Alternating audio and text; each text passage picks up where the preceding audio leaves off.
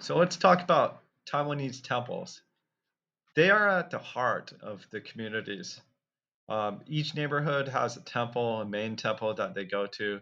Each temple is connected to a specific god. They will go to these temples and make an offering to a god, and in return, the god may like give them protection or give them good luck or something connected to money, to land, to uh, let's say you're taking a test at school, it may help with your test score. Many different things. We are an island, so Matsu, the god of the sea, is very important here. It's connected to the fishermen. Many people just will go and pray to Matsu for help. Maybe they aren't fishermen, but it's just like connected to their ancestry. There are other gods that are little pretty interesting. Like I was mentioning, the school god that will give people good grades. There's other gods like a god of war or money. Then like maybe like the bad people will go to, and it protects them like when they're doing bad things. It's sort of interesting. Yeah, a little different than the West, right? Because they can pick and choose what God they want. So I don't think they necessarily think that like there is no God or Jesus, or they probably just see them as like another form of a God. Um, yeah, this is all connected to like Taoism, or if you would categorize it. I don't think a lot of Taiwanese even categorize it. They just see it as their own like mix of like Taoism and Buddhism. If you ask them what they are, they might have a hard time answering because it is. It's just a mix. Many different cultures. Maybe their ancestors added some things to that religion, so it's like their own specific, like Taiwanese Taoism. Um, Oh, I was mentioning, yeah, so they'll go into a temple and they will give like an offering. They also have like these sticks that they throw on the ground. They ask it a question and then it will respond with some kind of answer, suggestion, what they should do. It is very superstitious. There's a lot of superstitions. I'm still learning. Um, just like any religion, why do we have religion? I think the main reason is to sort of answer those questions that we can't answer ourselves.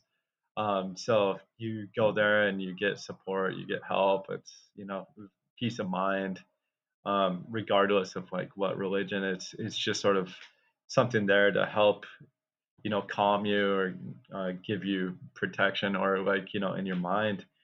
Um, so during a lot of these uh, I'd say like temple festivities.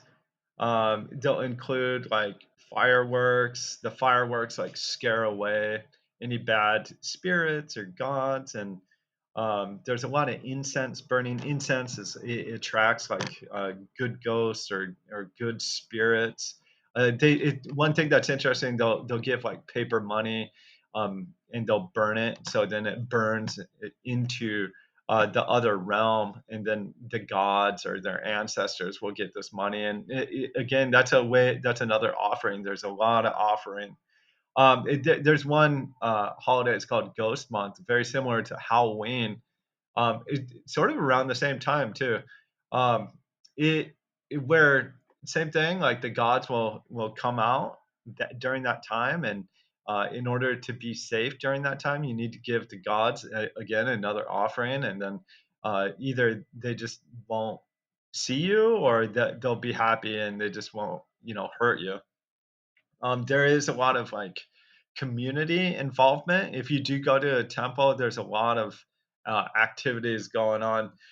One thing that I'm starting to notice with a lot of temples, I'm not sure if it's all temples or just some, but I noticed that there's sort of like a dark presence, like there's gangs, like gangsters that will just be hanging out at temples. They'll sort of be in the background, like doing their thing. I'm not sure what they're doing. I have like asked around about it, and I think a lot of these like temples are actually sort of funded by like the gangs. The gangs are very, I guess, religious, and they believe in this, and yeah, they'll give money. Maybe it's their temple, and it's a way for the gangs to like come together, and they will have negotiations at the temple. It's like sort of a neutral ground. They might be even gambling at a temple. There's this temple park down the street from my house, and every day there's a lot of like gambling activity, a lot of people passing around money and whatnot. Yeah, so a little different. It is a different feeling than like Western, um, I guess, churches. But yeah, there is some illicit activities. Well, we'd consider it illicit, but it's like sort of linked and connected to them. Or I have heard like maybe they hire these gangsters to like protect the temple, or they're just like connected to like the protection of it. Yeah, so that's sort of interesting. But if you do go to a temple, I recommend go at night. Very colorful and vibrant, and just bright colors and very intricate designs. And as you can see in the videos, it's actually um, a pretty amazing experience. If you can go at night, there's not many people around, so it is more like intimate, and you get a better kind of idea of like the feeling of it. You may not understand what it is, but it is worth a visit to go check out a temple. I recommend going at night.